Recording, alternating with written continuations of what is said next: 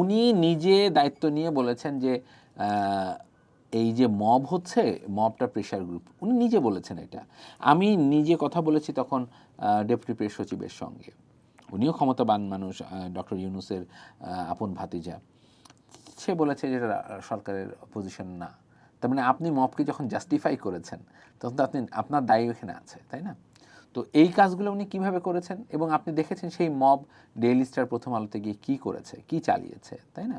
তো এইগুলো কিন্তু রিফ্লেকশন।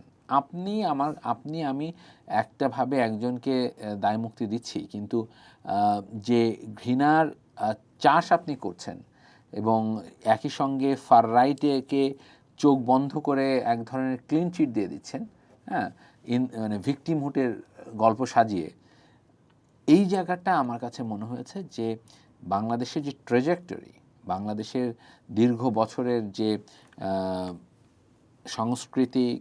সাংস্কৃতিক এবং রাজনৈতিক যে পরিমণ্ডল, সেগুলোকে ব্যাপকভাবে ব্যাহত করেছে।